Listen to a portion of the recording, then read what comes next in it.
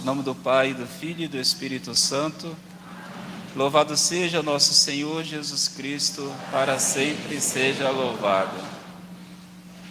Segunda carta de São Paulo aos Romanos. Eu acredito que o primeiro versículo dessa carta, lida na missa de hoje, é suficiente para você ter essa semana para fazer uma bela meditação e quem sabe até pedir perdão a Deus por algumas críticas injustas feitas a nosso Senhor. Na verdade, toda crítica contra nosso Senhor é uma falta grave. Sabemos que tudo contribui para o bem daqueles que amam a Deus. Isso aqui é uma informação preciosa. A gente reza bastante e nem sempre aquilo que a gente pede a nosso Senhor a gente consegue. Sempre ter uma vida de uma confissão em dia, comunhão diária, missa diária. Procure evitar até mesmo os pecados veniais. No entanto, Deus nega algumas graças para você. E São Paulo nos dá essa bela resposta: tudo contribui para o bem daqueles que amam a Deus. Talvez a pergunta que nós temos que fazer é: será que eu amo a Deus? Aí sim, fazer um exame de consciência nesse ponto. Até mesmo uma enfermidade muito grave, uma restrição financeira, perder alguma boa amizade, eu não sei, algo desse tipo, Deus pode disso aqui tirar um grande benefício. As Sagradas Escrituras não mentem de forma nenhuma. Note que eu passo por uma dificuldade na minha paróquia. Eu sei que Deus já poderia ter resolvido a situação. Ele é poderoso, Ele sabe, Ele é rico. Então, em um segundo Ele pode resolver a situação. Por que que o meu Senhor não resolve isso imediatamente? O padre que me acompanha, que me dá a direção espiritual, ele me deu a resposta. Tudo isso que passo agora na minha paróquia, Deus está convertendo em graça para os meus paroquianos. Olha que sabedoria desse sacerdote.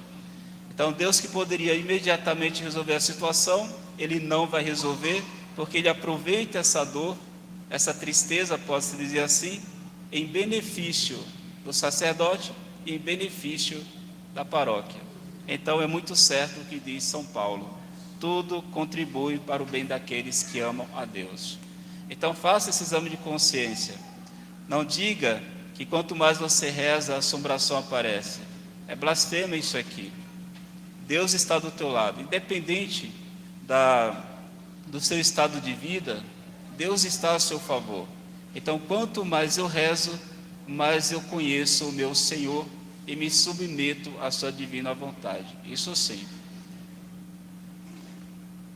Então, leva essa mensagem aqui, versículo 28, da segunda carta, da leitura da carta de São Paulo aos Romanos, para a sua vida.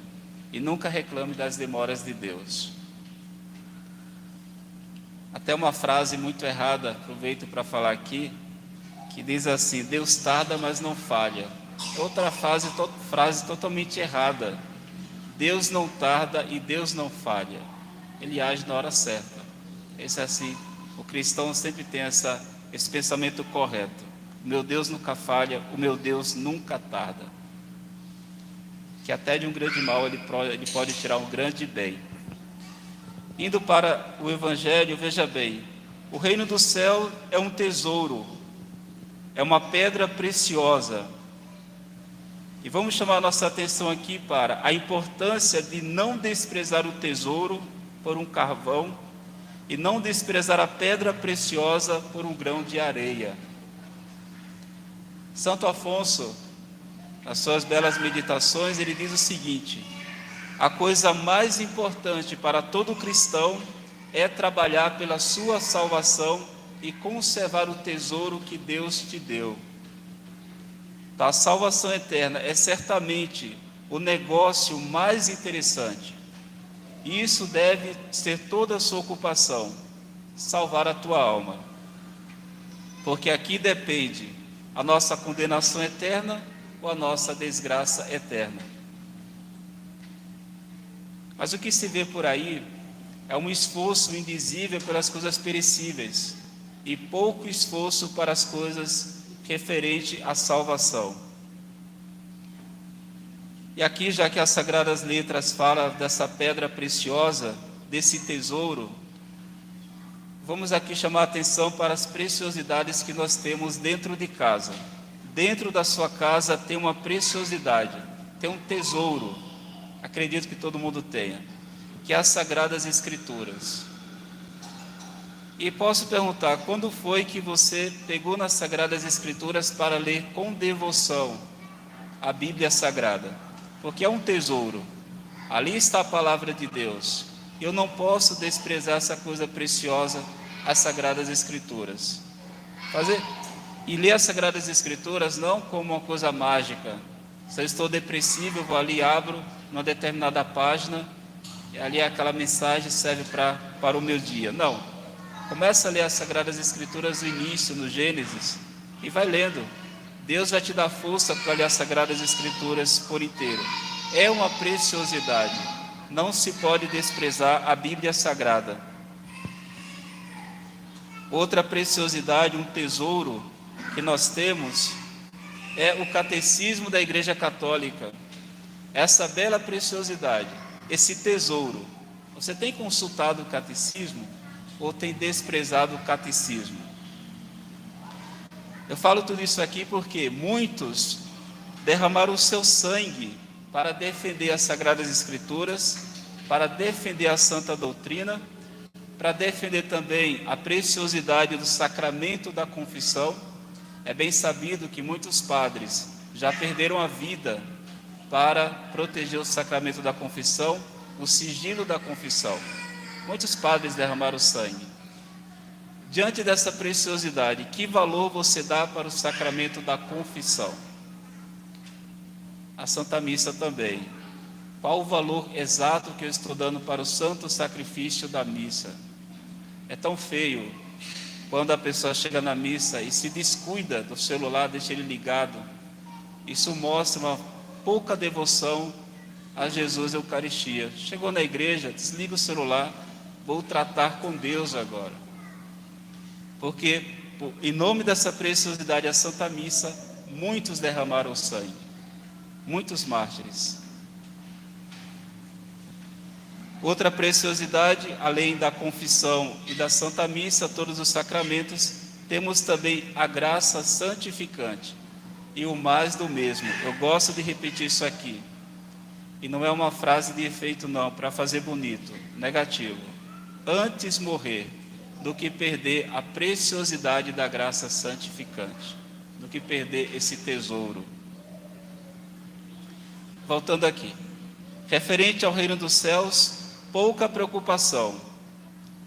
Algumas pessoas ficam muito tristes quando é traído, quando perde alguma coisa, quando perde a fama, ou mesmo está passando por uma restrição financeira. Veja, se perde um carro, fica preocupado. Se perde a graça de Deus, dorme tranquilamente. E deveria ser o contrário. A graça de Deus é extremamente importante. Quem fala isso é Santo Agostinho. Uma coisa não exclui a outra. Lógico que eu tenho que tomar cuidado com a minha vida aqui, vida caduca. Mas todo o meu trabalho principal deve ser preservar esse tesouro, a graça de Deus, a vida eterna. Um outro santo diz o seguinte: Deus não lida com preguiçoso. Muitos querem ir para o céu, mas trabalhar para ganhar o céu, poucos querem. Tudo muito fácil. Acordar cedo para rezar é muito ruim. Fazer uma noite de vigília, não consigo. Participar da missa mais de uma vez por semana, é uma dificuldade terrível. Um sacerdote me contou que na paróquia dele estava distribuindo cesta básica. E não fez uma divulgação muito grande. Em poucos minutos, havia uma fila enorme de pessoas para receber essa cesta. Agora marca aqui, olha, das 8 da manhã às 8 da noite, estarei aqui para ouvir confissão, eu não tenho tempo.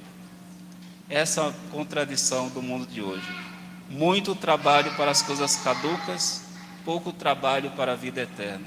Esse tesouro que nosso Senhor mostra no Evangelho de hoje.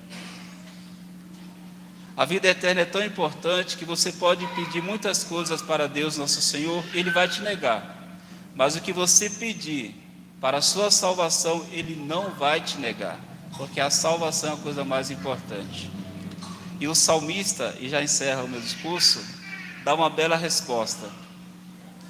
Esta é a parte que escolhi por minha herança, observar vossas palavras, ó Senhor.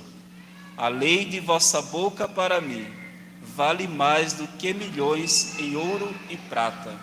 Ou seja, as coisas dessa terra, por mais bela que seja, por mais preciosa que possa parecer, eu tenho que deixar de lado para salvar a minha alma. É o salmista que diz: a lei de vossa boca vale muito mais do que as coisas caducas. Cumprir a lei do Senhor, ser obediente à vontade do nosso Deus, é o que nós temos que fazer. Que Deus nos ajude, que Nossa Senhora da Assunção, a nossa boa mãe, rogue a Deus por nós. Salve Maria.